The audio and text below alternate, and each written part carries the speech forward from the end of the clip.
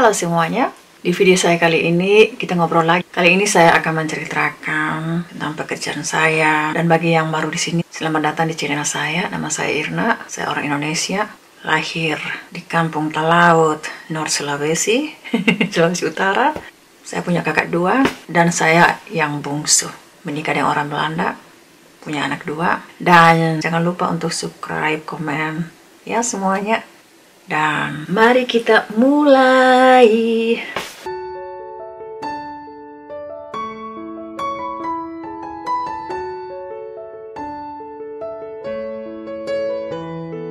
Oke, jadi kali ini saya akan menceritakan tentang pengalaman di mana saya bekerja. Sampai saat ini, dulu saya belum bekerja karena ada beberapa alasan. Pertama, anak saya masih kecil, jadi fokus saya itu ngurus anak dulu sampai mereka gede gitu loh, udah besar. Dan juga rumah tangga saya. Lagi kalian tahu saya punya anak autis, nggak gampang itu semua. Dan abis itu saya sudah mulai cari pekerjaan karena anak saya sudah ada yang memperhatikan. Waktu itu masih di rumah, belum masuk kepada rumah yang spesial yang saat ini anak saya tinggal, belum itu. Dan suami saya yang ngurus semua persyaratan untuk anak saya yang autis itu biar diterima di tempat tersebut itu nggak gampang. Itu semua butuh waktu dan proses yang panjang, teman-teman. Nggak langsung otomat, nggak. Dan itu nggak gampang. Cara memproses semua dokumen-dokumen itu gimana? Suami saya yang lakukan itu semuanya. Saya kenal dengan orang Indonesia. Dia masukkan aku kerja, masuk aku. Tapi satu hal di sini yang aku kasih tahu ke kalian. Kalau ada seseorang bantu kamu kerja, perhatikan saja apakah dia betul-betul membantu kamu dengan tulus atau tidak. Dan ini aku alami sendiri. Ini bukan menghakimi, ini bukan gosip, tapi ini semua pengalaman-pengalaman yang saya alami di dalam hidup saya secara pribadi. Oke? Kebenaran itu sangat menyakitkan. Let's be real. Banyak dari kita itu nggak mau jujur pada diri kita sendiri, benar nggak? Berpura-pura aja kalau hidup kita itu baik, tapi sebenarnya nggak. Dan nggak heran kalau kita melihat banyak media-media memperlihatkan kehidupan yang kita kenal orang tersebut. Loh, dia itu kan bahagia, dia punya kehidupan yang baik. Waduh, orangnya kok baik-baik kan? Kok bisa gitu? Kok bisa gini? Kaget kan? Karena kita nggak tahu kehidupan di balik itu semua yang sebenarnya, yang aslinya gitu loh. Benar tidak? Jadi lanjut lagi, saya dimasukin kerja oleh dia sama Indo. Gak taunya saya menjadi budaknya, dikontrol. Saya nggak bisa lakukan apa-apa. Saya harus memprioritaskan kehidupannya, keluarganya daripada hidup saya dan keluarga saya sendiri. Orang yang mengerti? Enggak. Karena dia itu dibahas. Karena dia berpikir, saya sudah mencarikan kamu kerja, saya sudah masukin kamu kerja, jadi kamu bantu saya balik. Nggak tulus, nggak jujur. Dan aku pikir dia adalah sahabat karibku. Tapi ternyata enggak. Dan satu hal yang aku lakukan, setelah saya masuk kerja, ada orang Indo juga pengen cari kerja. Dia ceritain ke aku, dia bilang, saya minta bantu ke dia ini, dia nggak mau. Dia cuma diam, ketawa, hehe, ketemu di supermarket, telepon, WhatsApp, nggak diladanin, nggak dijawab. Pokoknya, don't care. Orang sesama Indo pengen cari kerja. Dia cerita ke aku semuanya. Terus dia minta bantu sama aku. Dia bilang, boleh nggak kamu bantuin aku kerja? Aku bilang, kenapa? Karena kalau punya orang dalam kan gampang gitu. Istilah-istilah kita kan, punya orang dalam itu gampang. Setelah itu aku bilang, oke, aku masukin. Masuk teman-teman. Nggak pakai macam-macam. Masuk. Dia kerja. Dia senang, saya juga senang. Saya menuntut, saya tidak pernah menuntut.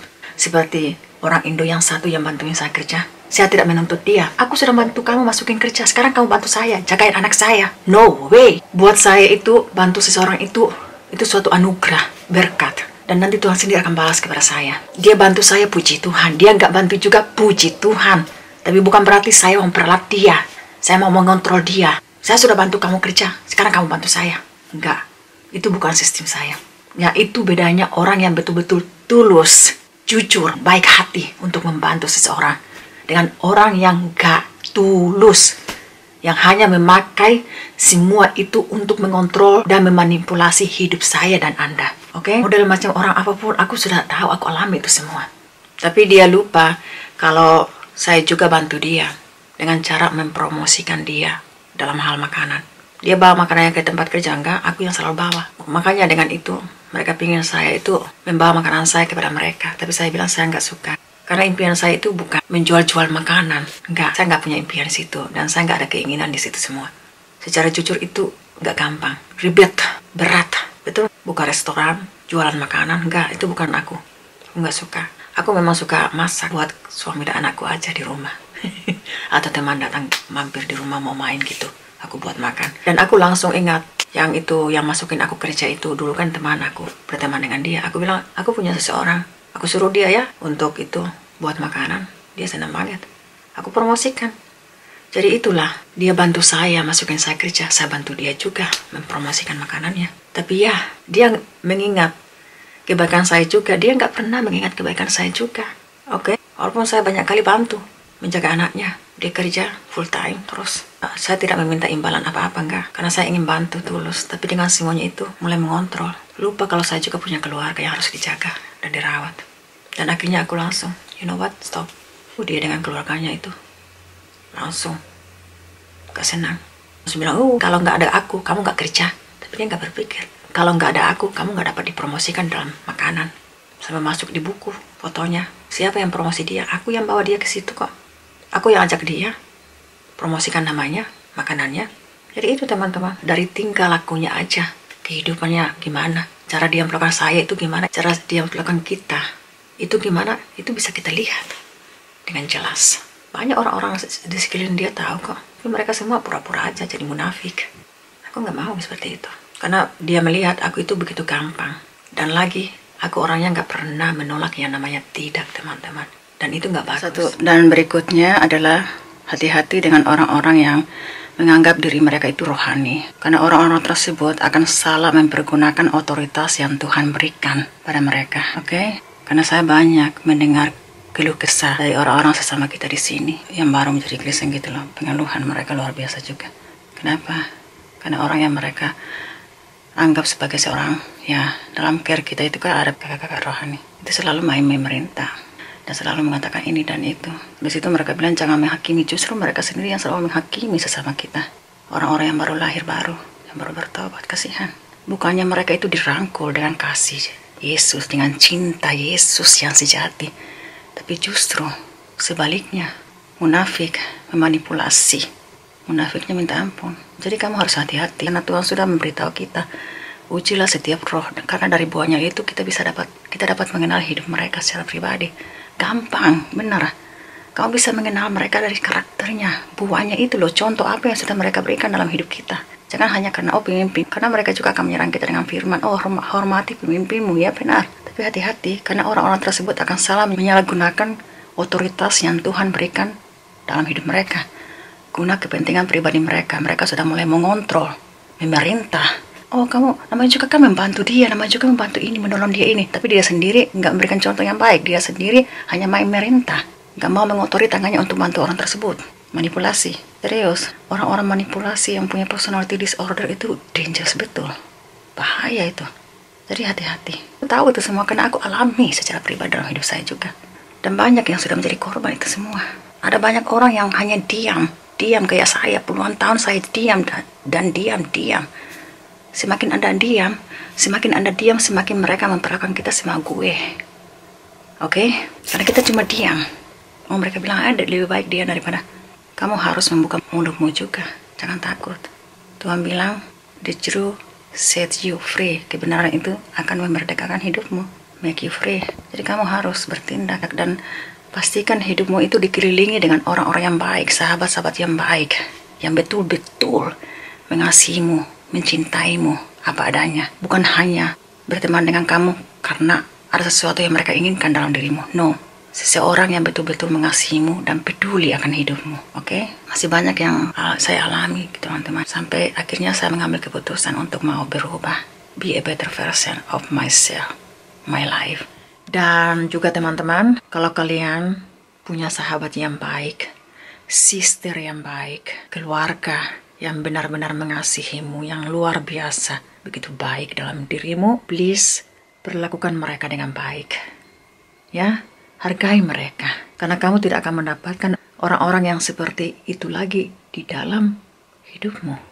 Jadi hargai mereka, cintai mereka, kasihi mereka, bantu mereka, dan jangan memperlakukan sama gue. Gitu loh. Karena untuk mencari orang-orang yang seperti itu, sahabat yang baik, yang betul-betul mengasihi Anda, menolong, keluarga, sistermu, itu nggak gampang. Jangan buang kesempatan-kesempatan itu. Karena dikala mereka mengambil keputusan untuk walk away, di situ kamu akan mengalami penyesalan. Karena kamu kehilangan orang-orang yang baik, orang-orang yang betul-betul peduli, mengerti, menolong engkau. Jadi kasihi mereka, hargai mereka, perlakukan mereka dengan baik. Yes. Dan juga teman-teman, jangan biarkan orang-orang yang kamu anggap temanmu itu atau best friendmu itu nanya, suamimu kerjanya di mana? Berapa gajinya? Apa urusannya dengan itu? Kenapa kamu mau cari tahu gaji suami saya? Oke? Hati-hati. Seperti aku alami the first time. Karena di balik itu semua mereka punya motivasi mengambil suamimu. Oke? Apalagi kalau punya keluarga mereka pengen cari bule. Hati-hati. Don't trust anyone. Jangan percaya kepada siapapun. Percaya kepada dirimu dan kepada Tuhan. Dan setelah itu, aduh, mereka selalu, hoi, hoi, hoi, halo, halo, halo. Kepada suami saya, mereka dan keluarganya berusaha untuk menarik perhatian suamiku. Tapi sebenarnya itu suami saya di luar jangkauan mereka. Tapi setelah aku nggak lagi dengan mereka, mereka berusaha untuk menarik perhatian suami saya. Serius, suami saya selalu bilang. Malahan mereka suruh datang mampir di rumahnya. Bayangkan, are you kidding me? Oke? Mereka suruh suami saya datang ke rumah mereka. Mau main. Gila. Suami saya selalu cerita. Karena kalau mereka nggak bergaul lagi dengan kamu, seserah mereka itu suamimu. Tapi puji Tuhan, suami saya nggak sembarangan, nggak sama gue. Jangan berpikir mereka itu temanmu. No everybody call your friend is your friend. Nggak semua orang yang kamu anggap itu adalah temanmu. Nggak. Jadi hati-hati dengan semuanya itu. Dan juga hati-hati dalam mempercayai kehidupan pribadi. Protect your peace, guard your heart. Jaga hati kita ini, jaga hidup kita dengan baik. Gaya kita menjaga rumah kita. Gak mungkin kan kita biarin rumah kita terbuka, pencuri datang untuk mencuri barang-barang dalam rumah kita. Gak mungkin kan kita akan jaga rumah kita dengan baik. Pasti kita akan kunci rumah kita dengan baik. Begitu pula hidup kita, hati kita. Kita harus jaga. Protect your heart, guard your heart. Seperti kita menjaga rumah kita dengan baik. Banyak orang-orang di sekeliling kita, teman-teman, secara tidak sadar, yang pertama mereka lakukan itu adalah memenangkan kepercayaan kamu. Oke? Jadi hati-hati dalam memberikan kepercayaan kamu kepada siapapun. Oke? Hati-hati. Karena yang pertama mereka inginkan adalah gain your trust. Memenangkan kepercayaan itu. Kalau mereka berhasil membuat kamu percaya kepada mereka, berikutnya apa yang mereka lakukan? Mengontrol kamu. Dan ketiga, mulai memperalat. Using you. Jadi hati-hati. Banyak dari kita nggak sadar dengan itu semua. Kita melihat, oh mereka baik. Oh mereka baik, oh baik sekali, oh terima kasih baik ya. Tapi kalian gak tahu, aku juga gak tahu. Ternyata di balik itu semua ada maksud-maksud tertentu memenangkan kepercayaan hidup kita. Itu tujuan mereka yang pertama, mencuri kepercayaan kita, mengambil kepercayaan kita dengan cara yang tidak kita duga. Pura-pura baik. Lama-lama kamu akan melihat itu semua. The real, the true, maskernya jatuh. Dan kamu juga akan merasakan itu semua. Kadang-kadang Tuhan sudah memberitahu kita, tapi kita itu gaya. Gak percaya, yang benar aja, masa sih? Dia itu baik gini dan lain sebagainya. Tapi sebenarnya enggak. Dan abis itu mereka mengontrol, manipulasi. Jadi hati-hati dalam memberikan kunci kehidupan kita, kepercayaan kita kepada orang-orang di sekeliling kita. Dan juga saya bekerja dan dikelilingi dengan orang-orang toksis. Saya kerja keras. Yang satunya cuma datang aja, memperlihatkan wajahnya, oh saya datang. Dia bekerja, enggak. Dia biarin pekerjaan itu kepada saya harus lakukan. Karena saya mengeluh sama Tuhan, mengeluh sama bos saya. Enaknya dia terima gaji pray, dan bos saya itu nggak bisa lakukan apa-apa. Karena tempat perusahaan tersebut yang saya kerja, bosnya di sana juga itu membela orang tersebut. Jadi susah. Dia berpikir dia itu bosnya, Frau, tapi sebenarnya dia nggak lagi Frau. Berarti dia cuma teman aja, teman kerja aja, kolega. Tapi itulah teman-teman, kalau kamu bekerja dengan dikelilingi dengan kolega-kolega teman-teman yang tidak baik dalam hidupmu. Saya banyak mengalami itu semua. Gosip sana sini, pura-pura baik di depan, tapi di belakang. Puji Tuhan. Tapi Tuhan Yesus selalu ada dalam hidupmu. Dia akan membantu kamu, membukakan jalan dalam hidupmu. Dan saat ini saya bergumul, saya berdoa terus. Kalau Tuhan menginginkan saya tetap bekerja di tempat itu, bantu saya. Tapi kalau enggak, jangan saya akan mencari pekerjaan yang baru gitu loh, yang lebih baik. Dengan lingkungan yang baru, bertemu dengan orang-orang yang baru, yang lebih baik, belajar hal-hal yang baru. Benar enggak?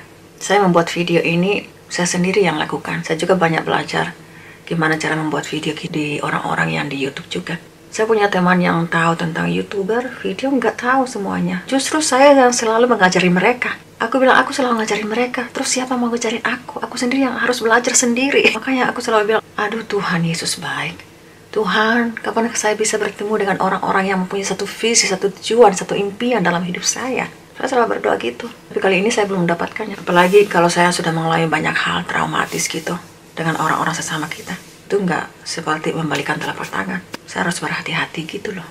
Memang nggak semuanya itu jahat. Masih ada 5% atau 10% orang-orang yang baik. Tapi kebanyakan dari itu semua itu begitu fake, toksis gitu loh. Karena untuk mencari yang betul-betul tulus, yang benar-benar baik hati, baik, jujur itu nggak gampang. Itu semua butuh waktu dan proses. Oke? Memberkati ini banyak sekali yang aku lakukan. Terus apa yang aku dapatkan? Kelelahan luar biasa, capeknya minta ampun. Dan banyak orang Indo yang sebelum menikah dengan bule, malah saya juga mengalaminya. Bukan yang saya dengar, tapi memang aku juga mengalaminya. Sebelum mereka menikah dengan bule, ini sebelumnya ya, sebelum masih tinggal di Indonesia. Keluarga mereka seperti saya, saudara, memperhatikan kita enggak, menolong enggak, support enggak. Kenapa? Karena kita itu miskin. Ini juga terjadi dengan orang-orang Indo yang menikah dengan bule sebelumnya. Yang sekarang sudah menikah dengan bule, tapi sebelumnya itu enggak. Mereka menceritakan pengalaman mereka juga. Seperti yang aku alami juga. Aku bilang, kok sama ya? Setelah saya menikah dengan bule, mereka juga orang-orang Indo yang menikah dengan bule. Waduh, puji Tuhan. Saudara keluarga kita itu datang. Sudah mengakui, oh, udah baik, sudah menghargai hidup kita. Jadi peribahasa bilang, kamu punya uang, kamu dikenal dan disayang. Nggak punya uang, nggak dikenal dan nggak disayang. Benar nggak? Jujur aja. Kan itu juga aku alami. Jadi itu teman-teman. Hidup kita miskin, nggak ada yang lihat, nggak ada yang bantu, nggak ada yang support. Di Belanda aja saat ini banyak orang-orang kehilangan pekerjaan. Dan berakhir di mana? Di jalan. Jadi gelandangan, tidur di jalan. Bayangkan, padahal mereka punya keluarga. Ada yang lihat? Nggak ada yang lihat, nggak ada yang bantu. Nggak ada yang menolong, nggak ada. Jadi jangan berpikir cuma di Indonesia aja, di sini, dimanapun. Baik di Indonesia, di seluruh Asia maupun di Eropa. Banyak itu yang tinggal di jalan. Fakir miskin gelandangan di sini loh, mengemis. Banyak teman-teman. Ada yang bantu, keluarga? Nggak ada. Makanya aku selalu berusaha untuk membantu mereka juga. Kenapa? Karena aku alami juga. Gimana ditinggalkan? Gimana nggak punya uang untuk membeli makanan dan minuman? Gimana nggak punya tempat tinggal? Sedih, terluka, kesepian. Jadi apa yang mereka alami, aku juga alami. Jadi apa yang mereka rasakan, itu juga aku rasakan. Dan banyak orang yang benar aja. Karena mereka gak pernah mengalami hal yang sama. Beda dengan orang yang mengalami itu semua. Pasti mereka akan tahu dan mengerti. Dan mempunyai niat untuk membantu. Kalian pasti tahu kan Trian Shelton, yang selalu saya tonton videonya itu. Dia melalui video-videonya itu saya mengalami kehidupan yang lebih baik. Be a better version of myself. Dia juga kehilangan satu-satunya best friend-nya, teman baiknya. Teman baiknya itu bunuh diri karena salah bergaul. Tapi satu hal yang dia janjikan kepada teman baiknya itu, dia akan menjangkau milian orang di seluruh dunia, mengubah dan membantu sesuai apa yang dia alami, pengalaman dia itu semua. Dan banyak dari kita kan melihat banyak orang bunuh diri karena nggak sanggup dengan kehidupan ini. Banyak orang bunuh diri karena salah bergaul. Banyak orang yang mencari jalan pintas. Banyak masuk ke rumah sakit jiwa, jadi gila.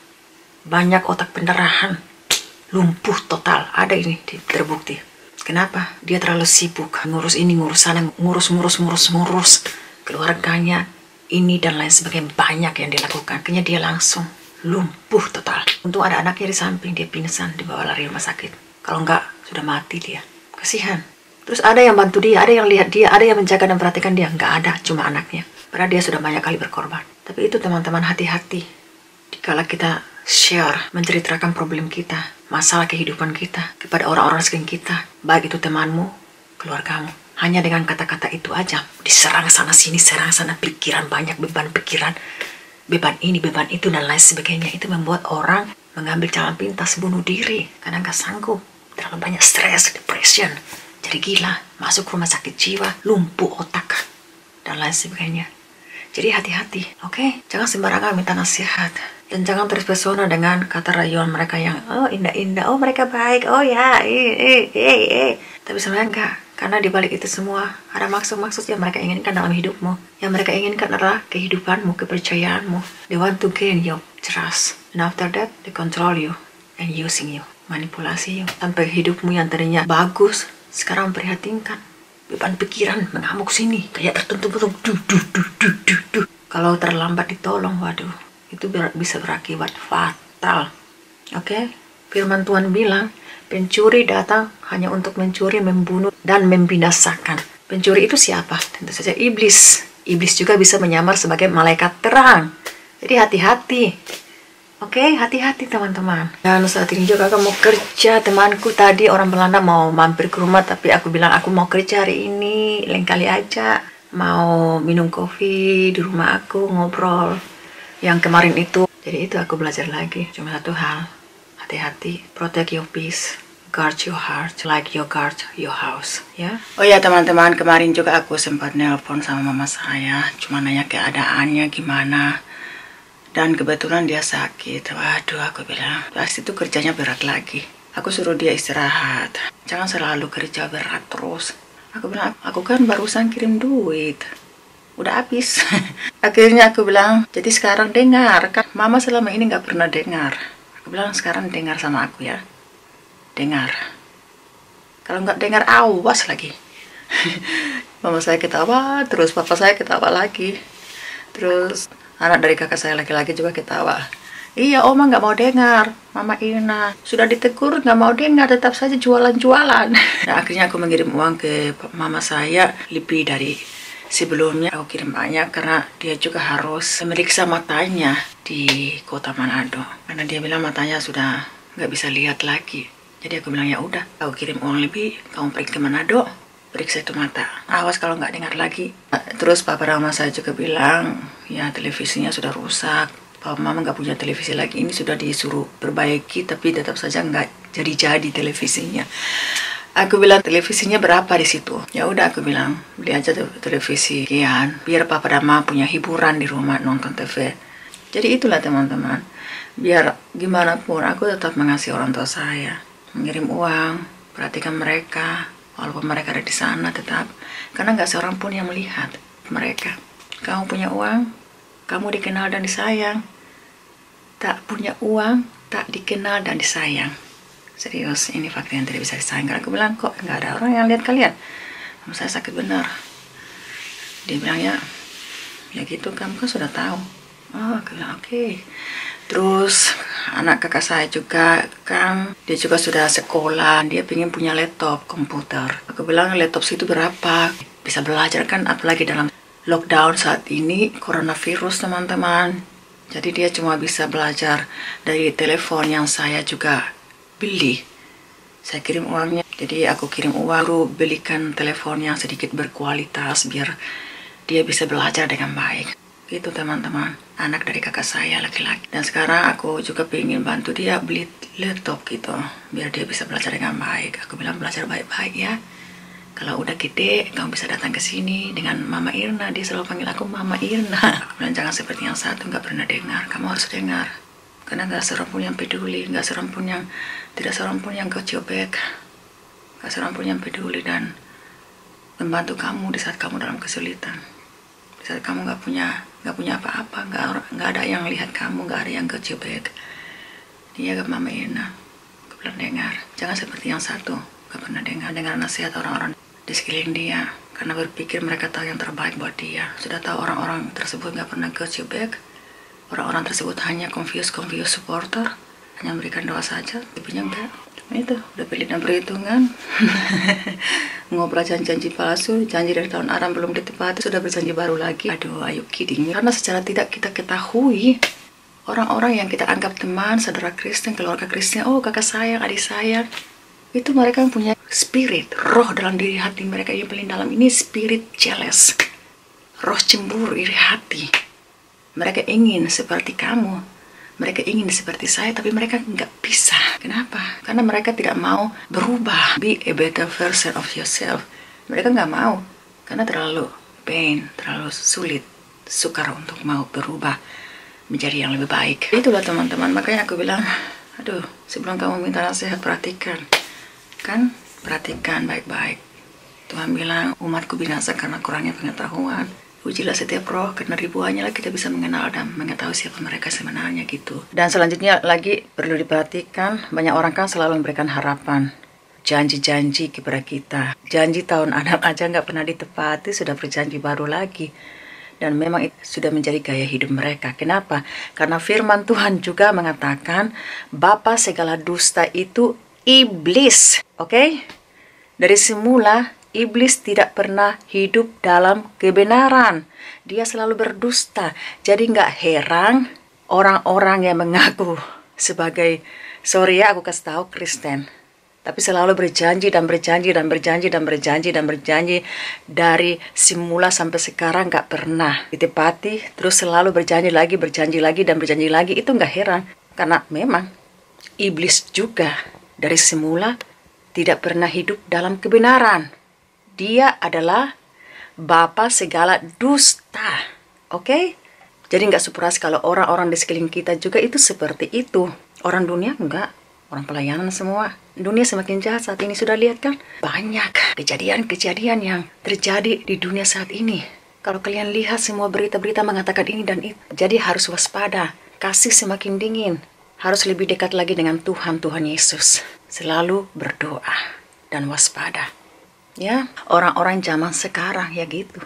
Dan juga aku membantu kakak saya laki-laki buat rumah. Jadi kemarin anaknya sudah kirim foto rumah kakak saya gimana. Aku bilang, oh masih banyak yang harus dibangun. Jadi udah aku bilang, aku bantu kalian. Aku bantu orang tua saya dan kakak saya gitu. Itu aja. Dan ada juga tante saya kemarin sempat ngobrol. Aduh ramai benar ngobrol lewat telepon. Tante saya ngobrol dengan aku serta om saya. Aku kenal mereka. Mereka itu baik benar. Tante dan om saya itu baik. Mereka nggak malas. Rajinnya minta ampun bantu mama saya juga. Bersihin rumah dan lain sebagainya. Jadi kemarin dia ngobrol dengan aku karena anaknya katanya mau kuliah masuk pendeta. Dia bantu sama saya kalau bisa. Aku bilang lihat aja. Ya toh kalau saya bisa kenapa tidak. Kalau saya nggak bisa ya jangan dipaksakan. Benar nggak? Jangan akhirnya kita sendiri yang stres hanya gara-gara itu. Ya toh protect your peace, guard your heart. Benar nggak? Seperti kita menjaga rumah kita, jadi kita juga harus jaga hidup kita dengan baik. Karena dari hati kita ini terpancar aliran-aliran air hidup. Suami saya nggak bisa jaga hati saya nggak bisa jaga hati suami saya. Yang bisa jaga hati saya ini adalah diri saya sendiri. Yang bisa menjaga hati suami saya adalah dirinya sendiri, suami saya sendiri, bukan saya. Ya toh, jadi protect your peace. Jaga damai sejahtera kalian, jaga hati kalian. Karena dari situlah terpancar aliran-aliran air hidup. Dan begitu pun dalam kehidupan kita sehari-hari. Tentu kalian semua juga pernah mengalami dan melihat hal-hal tersebut kan. Ada orang-orang yang suka mengontrol, yang suka main memerintah gitulah. Bantu dia sana, namanya juga saling membantu, namanya juga saling menolong. Tapi problemnya orang yang menyuruh kamu untuk membantu orang tersebut tidak mau mengotori tangannya untuk membantu orang tersebut. Malahan dirinya sendiri menyuruh kita untuk membantu orang tersebut. Dia tidak mau membantu, tapi mereka sendiri suka main memerintah atau mengontrol hidup kita. Jadi hati-hati itu juga. Karena ciri-ciri orang seperti itu adalah ciri-ciri orang-orang memanipulasi. Oke? Mereka itu gaya ahli-ahli Taurat, Saduki, orang Farisi yang suka membebani bangsa Israel dengan hukum Taurat, yang suka mengajari hukum Taurat, tapi mereka sendiri tidak mau melakukan isi dari hukum Taurat tersebut. Malahan mereka membebani hukum-hukum Taurat tersebut kepada bangsa Israel. Kan di firman Tuhan kan sudah dijelaskan seperti itu lagi sebagai orang Kristen.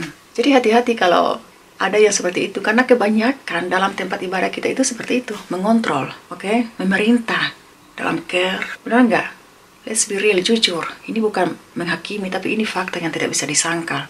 Dan ciri-ciri orang manipulasi itu, senjata yang mereka selalu pakai itu mengontrol. Nanti mereka akan serang kita dengan firman, jangan menghakimi. Tapi hidup mereka sendiri nggak pernah berubah. Makanya, karena saking mereka selalu mengatakan seperti itu, hidup mereka nggak pernah berubah. Hidup mereka dari tahun Adam sampai sekarang itu seperti itu. Karena memang orang seperti itulah orang-orang yang suka memanipulasi sesama anak Tuhan gitu, sesama manusia. Jadi hati-hati juga dengan orang-orang yang suka memanipulasi. Dari buahnya lah sendiri, dari karakternya, kehidupannya itu bisa kita lihat. Gampang tuh untuk melihat orang tersebut dari buahnya lah, bukan dari kata-katanya, bukan dari nasihatnya yang manis. Karena banyak orang kan suka memberikan nasihat yang bijak, yang mantap, yang baik, yang manis. Tapi buahnya itu gimana? Karakternya. kehidupannya setiap hari gimana? Pernahkah dia memberikan contoh yang baik buat kita untuk kita lakukan? Itu yang harus diperhatikan. Jadi hati-hati. Sebelum dia menyuruh orang lain, sebelum dia menyuruh kamu, bantu dia sana, dia sendiri harus memberikan contoh yang baik sebagai seorang pemimpin, sebagai kakak rohani. Jangan seenaknya aja mengontrol, menyuruh ini dan itu. Karena dirinya sendiri nggak mau mengotori tangannya sendiri untuk membantu orang tersebut, nggak mau mengotori hidupnya. Ciri-ciri orang manipulasi itu seperti itu, suka mengontrol. Padahal hidupnya sendiri nggak ada kehidupan yang baik dan beres. Tapi mereka akan selalu mengatakan tentang firman dan lain sebagainya. Tapi mereka sendiri nggak punya ada dampak yang baik. Mereka tidak memberikan contoh yang baik buat kita. Jadi perhatikan, dari buahnya lah, dari karakternya, dari kehidupannya sebenarnya itu seseorang bisa dinilai, dilihat. Oke? Bukan dari mulutnya, bukan dari kata-katanya, tapi karakternya itu yang bisa menentukan kehidupan orang tersebut gimana. Pernahkah dia memberikan contoh yang baik buat kita? Kalau enggak, jangan seenaknya aja mereka main perintah sama kita. Jangan menghakimi, ini bukan menghakimi, ini bukan gosip, ini fakta yang tidak bisa disangka. Kebenaran itu sangat menyakitkan, tapi kebenaran itu juga akan memerdekakan hidup kita. The truth set you free. Itu kan firman Tuhan bilang, the truth set you free. Kebenaran itu juga akan memerdekakan, membebaskan hidup kita. Jadi yang tersinggung, puji Tuhan, bertobat. Mari kita mengubah hidup kita masing-masing untuk menjadi lebih baik lagi, untuk menjadi bencana yang indah di mata Tuhan. Itu tidak. Sedangkan Tuhan Yesus aja datang ke dunia ini bukan untuk dilayani, tapi melayani. Oke? Jadi hidup kita itu harus seperti Yesus Kristus. Bukan maunya dilayani terus. Mentang-mentang saya sebagai seorang pemimpin, saya harus dilayani. No. Tujuan kita di dunia ini bukan untuk dilayani, tapi melayani. Tuhan Yesus sudah memberikan contoh dampak yang baik dalam hidup kita. Jadi kita juga harus seperti dia. Jangan seenaknya aja main-main perintah. Sedangkan Tuhan Yesus yang lebih besar aja sudah memberikan contoh yang baik buat kita. Dia rela mati di kayu salib guna menebus dosa-dosa kita. Dia datang ke dunia ini bukan untuk dilayani, tapi melayani. Jadi hati-hati juga kalau ada yang sudah mulai sok-sok main-main perintah gitu loh. Just be careful. Dan tentu saja teman-teman, barusan juga saya nelpon mama saya. Bukan hanya kemarin, tapi barusan. Aku tanya, di mana kamu sekarang mama? Lagi ngapain? Dia bilang, aku lagi jualan. Aku langsung, what? Kamu jualan lagi? Udah disuruh istirahat, barusan sakit. Sekarang kamu sudah jualan, udah sembuh ya? Mama saya tertawa terbahak-bahak loh. Aku bilang, aduh puji Tuhan, mama ini keras kepala ya. Gak mau dengar, abis itu sakit. Aduh, itu membuat mama saya tertawa terbahak-bahak lagi, teman-teman. Bayangkan. Bariu nih mah dia doita. Tapi makin dah udah kondisi timadete. Maaf ya, aku ngomong bahasa kampung saya. Aku bilang sudah tua. Pikir hari tua mama dan papa. Kan aku barusan ngirim uang lebih lagi. Sekarang lagi kamu jualan. Barusan sakit. Jadi sudah sembuh kamu mau jualan lagi. Dia bilang, daripada di rumah bingung, bosan. Aku bilang, puji Tuhan. Bilang, awas kalau aku dengar sakit lagi. Aku bisa marah lagi. Jadi itulah. Kadang-kadang orang tua kita gak mau dengar gitu. Habis itu kalau sakit, ngeluh. Oh ya semuanya, aku juga tadi ngobrol lagi dengan orang tua saya di Indo, sekedar nanya keadaan mereka gimana. Puji Tuhan semuanya pada baik. Kebetulan aku juga udah ngirim uang lagi kepada mereka, tapi kali ini uang itu aku bantu kepada kakak saya yang laki-laki dan om saya untuk membeli rantai mesin sensor gitu loh. Tahu kan mesin sensor khusus untuk memangkas, memotong pohon-pohon yang gede gitu loh. Agar supaya mereka bisa bekerja lagi gitu loh. Karena itu kan mata pencarian mereka juga. Bisa dapat uang. Jadi itulah teman-teman. Biar bagaimanapun aku selalu peduli sama keluarga saya di Indo. Aku langsung bilang sama mama saya dan sisanya itu sama kamu. Dan jangan lupa juga aku bilang jangan hanya kasih uang sekian sama om saya dan kakak saya. Kakak saya laki-laki. Berikan juga belanjanya. Uang belanjaan gitu loh. Untuk beli susu gitu. Jadi kita ngobrol yang panjang lagi ya teman-teman. Saya hanya ingin berbagi pengalaman hidup saya. Ini fakta yang terjadi dalam hidup saya. Dan kalian saat ini melihat dunia semakin jahat gitu loh. Kasih semakin dingin. Jadi hati-hati dengan orang-orang di sekeliling kita. Karena secara tidak kita sadari, orang-orang yang kita anggap teman, keluarga Kristen, saudara, teman-teman di sekeliling kita itu ternyata mereka mempunyai spirit, mempunyai roh iri hati dan cemburu pada kita. Oke?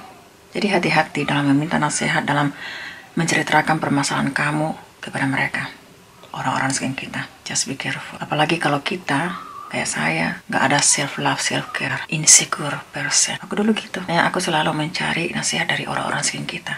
Karena aku gak ada self-love, self-care dalam diri saya. Jadi kita harus mengetahui, mengenali siapa kita yang sebenarnya. Kita harus punya ada self-love, self-care dalam diri kita. Kalau enggak, kita gampang terombang-ambing sana-sini. Gampang jatuh. Gampang terobsesi akan orang-orang di sekeliling kita yang mengatakan ini dan itu. Karena kita nggak ada self-love, self-care dalam diri kita. Kita itu selalu insecure akan hidup kita, talenta yang ada dalam diri kita. Kalau ingin sukses, punya kehidupan yang baik, kelilingi hidup kita dengan orang-orang yang baik. Orang-orang yang sukses, pasti hidup kita akan semakin naik. Itu membuat kita itu kayak di challenge. Ya toh, kalau kamu ingin sukses, kelilingi diri kamu dengan orang-orang sukses. Kalau kamu ingin bahagia, rumah tangga bahagia, kelilingi dengan orang-orang yang bahagia, yang punya kehidupan yang baik dan mempunyai karakter yang baik, yang mempunyai kehidupan yang baik, ada buahnya, ada kehidupan yang bisa kita lihat itu wow. Jangan biarkan hidup kita itu kayak dikontrol oleh orang-orang di sekitar kita yang kita pikir itu mereka tahu yang terbaik buat kita, tapi sebenarnya enggak. Salah satu yang mereka inginkan adalah they gain your trust. My trust, oke. Banyak orang pintar memberikan nasihat yang baik. Nasihat-nasihat mereka itu wow, nikmat. Kedengarannya itu wow, luar biasa, baik, wow. Kayak, kok dia tahu ya? Tapi kita nggak sadar.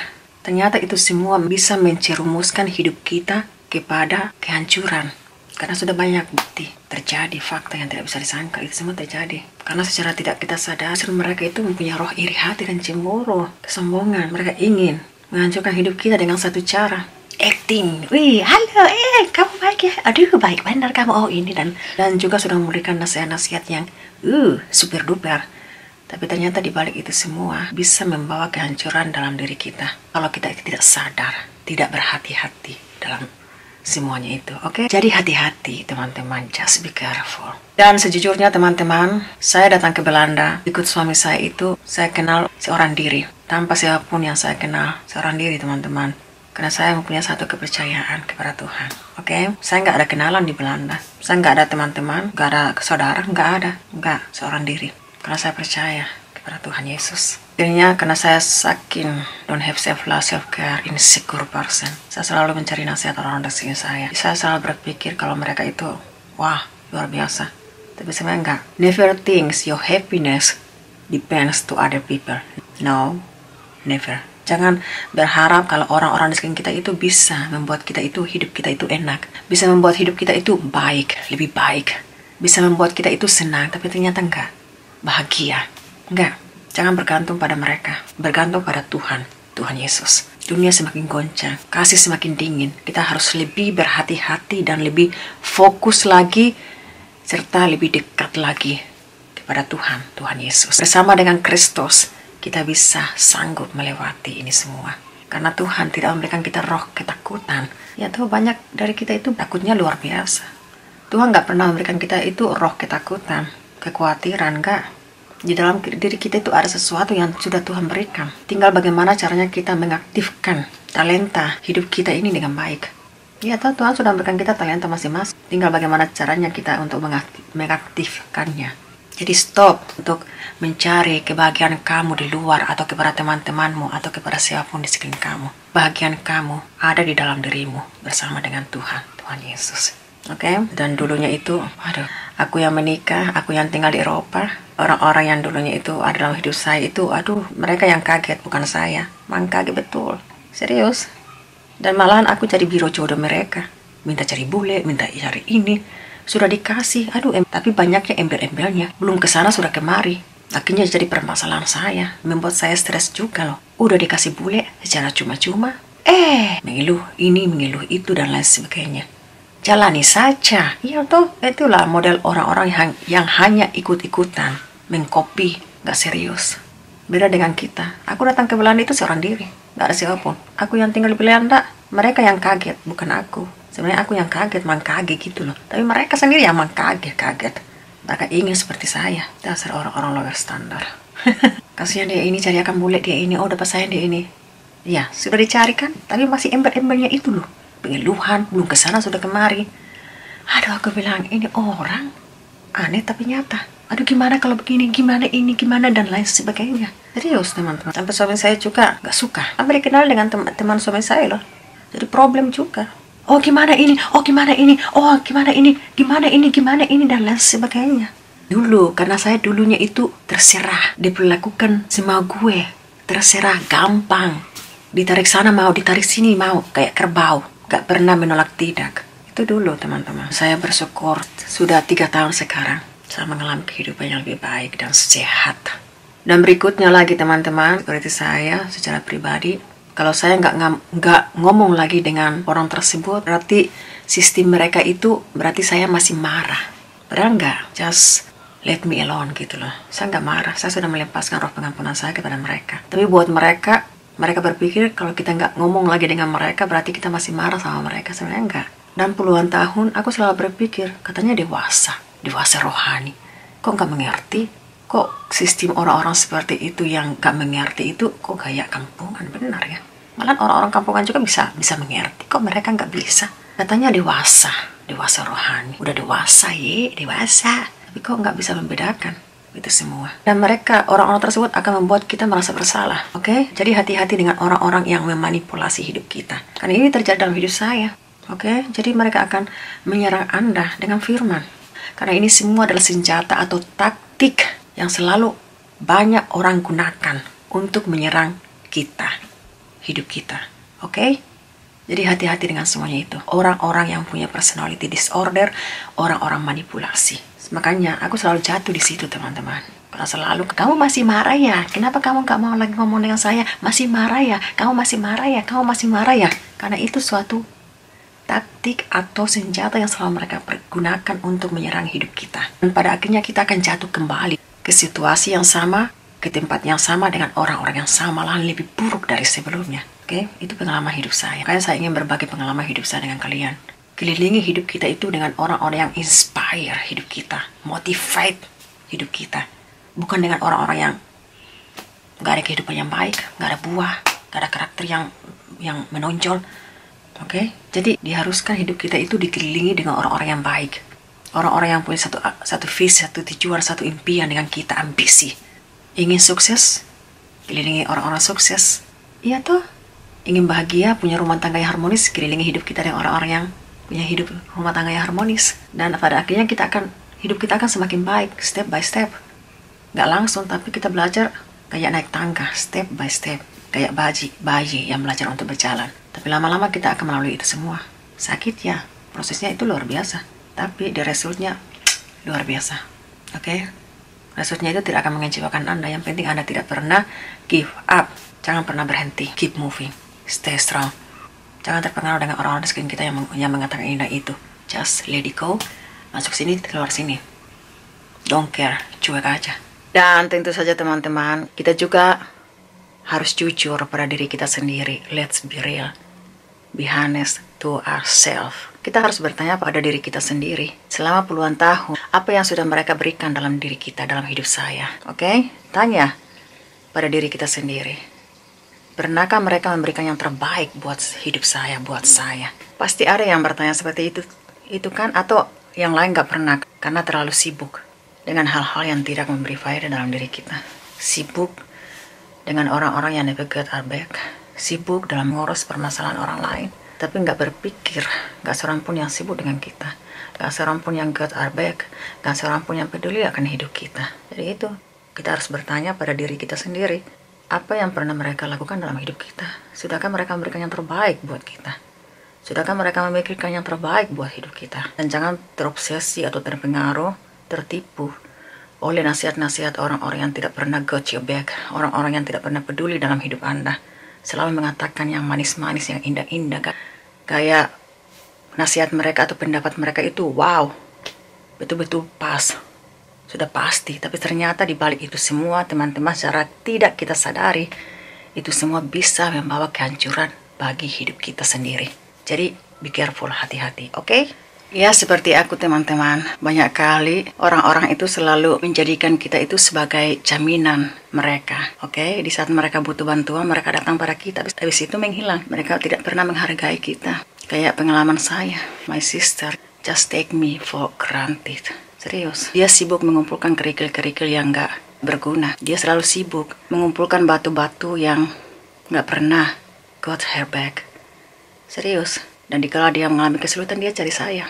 Dia menjadikan saya sebagai jaminan hidupnya, sebagai jaminan dia, bukan sebagai adiknya. Saya baik benar sama dia. Jujur, saya sangat baik. Apa yang dia inginkan, apa yang dia minta, saya penuhi semuanya. Ada nggak orang yang begitu mengasihi dan mencintai sisternya? Begitu luar biasa. Saya selalu mengutamakan dia, memprioritaskan hidupnya. Semuanya saya penuhi. Dan gak seorang pun yang melakukan itu padanya. Tapi dia sibuk mengumpulkan batu-batu, kerikil-kerikil yang tidak pernah got her back, care less about her. Di saat dia butuh finansial, gak seorang pun yang membantu dia. Dia carinya sama saya. Saya berikan second chance, yes. Malah semua teman-temannya selalu menjual nama saya. Ada adiknya. Serius. Mereka gak pernah berani menjual nama mereka sendiri. Gak pernah berani menyebut nama mereka sendiri. Selalu nama saya disebut. Kenapa? Karena mereka adalah confused supporter. Never get her back. Care less about you. Hati-hati dengan semuanya itu. Karena banyak orang akan menyalahgunakan kebaikan kita. Mereka akan menjadikan kita itu sebagai jaminan hidup mereka. Take our life for granted. Jadi hati-hati. Jadi kalau kamu punya sister yang baik, yang betul-betul mengasihi kamu tahu dia begitu mengasihimu. Dan semua teman-temannya juga tahu saya begitu mengasihi kakak saya. Tapi toh dia menjadikan sebagai jaminan. Take me for granted. Jadi kalau kamu punya sister, punya teman yang baik, hargai mereka, perlakukan sistermu, temanmu itu dengan baik. Hargai mereka dengan baik. Jangan jadikan mereka itu sebagai jaminan hidupmu. Don't take them for your granted. Oke? Karena satu kali mereka akan pergi selamanya. Dan kamu kehilangan seseorang yang begitu betul-betul mengasihi dan mencintai, peduli dalam hidupmu. Jadi itu teman-teman. Jangan karena sibuk mengurus orang-orang yang never got you back sampai kamu lupa seseorang yang betul-betul mengasihi dan mencintaimu. Yang hanya kamu jadikan sebagai jaminan. Dan selanjutnya juga ada orang-orang yang kita anggap sebagai teman juga lalu berkata, oh jangan khawatir, kalau kamu butuh bantuan, butuh pertolongan, ada saya, you got my back. Itu sistem orang-orang tersebut kan selalu memberikan harapan pada kita. Tapi di saat kita benar-benar membutuhkan bantuan, pertolongan dari mereka, karena mereka sendiri kan yang menawarkan bantuan mereka kepada kita. Mereka sendiri kan selalu bilang, oh jangan khawatir, kalau kamu butuh bantuan, pertolongan, ada saya, you got my back. Tapi setelah itu, di saat kamu benar-benar membutuhkan pertolongan, kamu menelpon mereka, tidak ada jawaban dari mereka. Kamu tidak lagi mendengar suara dari mereka. Kamu tidak lagi mendengar berita dari mereka. Jadi itu teman-teman, mereka hanya memberikan harapan yang palsu, gak betul-betul tulus, oke? Tapi di saat mereka membutuhkan bantuan, mereka selalu mencari kita, ya? Jadi itu juga harus diperhatikan. Karena itu semua aku alami. Not everybody call your friend is your friend. Dan ini fakta yang tidak bisa disangkal. Ini kenyataan hidup kita setiap hari. Bukan di dunia maya atau internet ataupun, tapi kehidupan kita yang nyata, yang sebenarnya. Betul tidak? Jadi buat saya, mendingan saya sendiri daripada saya dikelilingi dengan orang-orang yang salah. Yang kita pikir mereka adalah sahabat kita, tapi sebenarnya tidak. Karena walaupun kita dikelilingi banyak teman, tapi toh pada kenyataannya, pada akhirnya kita akan kembali sendiri. Benar tidak? Sudah 16 tahun aku tinggal di Belanda. 16 tahun itu juga orang tua saya nggak pernah datang ke Belanda. Aku selalu nyuruh mereka untuk datang ke Belanda semenjak anak saya masih kecil. Tapi sekarang anak saya semuanya sudah pada gede-gede. Serius. Kalau orang tua lain, pasti kalau disuruh datang ke Belanda, senangnya minta ampun. Tapi beda dengan orang tua saya, apalagi mama saya. Banyak alasan, luar biasa. Cuma kakak saya yang perempuan sudah pernah ke sini. Orang tua saya nggak mau. Dan pas tahun lalu itu pengurusan paspor mereka pengen datang ke sini, langsung kan ada itu coronavirus, nggak jadi lagi. Tapi kalau mengenai soal uang itu nggak ada istilah coronavirus, nggak beralasan macam-macam. Tapi buat saya itu nggak apa-apa. Saya tetap mengasihi dan peduli, mencintai kedua orang tua. Walaupun mereka belakang saya itu tidak istimewa, tapi buat saya itu is okay. Kalau sakit, cari saya, ingat saya, karena nggak ada yang peduli. Walaupun saya jauh di sini, tetap saja saya mengirim uang pada mereka. Saya tahu kenapa dia sakit, teman-teman. Karena terlalu banyak beban pikiran, stres, depression. Karena itu juga aku alami. Padahal kalau dipikir mereka cuma berdua di rumah, nggak ada tanggung jawab lagi dalam mengurus anak, dalam menyekolahkan anak. Nggak ada, cuma mereka berdua. Kalau ditanya uangnya di mana, habisnya di mana? Perut. Makan. Aku bilang kok cepat habis. Aku bilang kok cuma habis di perut. Mama juga berjualan. Setiap kali aku kirim uang sekian kok habis. Aku langsung wow. Aku cuma aku kirim lagi, teman-teman. Itulah perlakuan keluarga kandung saya sendiri seperti itu. Tapi satu hal yang tidak pernah saya lupakan. Tuhan Yesus tidak pernah meninggalkan hidup saya. Dia selalu ada dalam hidup saya. Dia tidak pernah meninggalkan hidup saya seorang diri. Dia tidak pernah meninggalkan saya sebagai anak yatim. Tapi dia, Tuhan Yesus, selalu ada dalam hidup saya. Dari dulu, sekarang, dan selamanya. Dia selalu ada dalam hidup saya. Saya tidak pernah melupakan pengalaman saya dengan dia. Waktu semua orang pada meninggalkan saya di Indonesia karena nggak punya uang.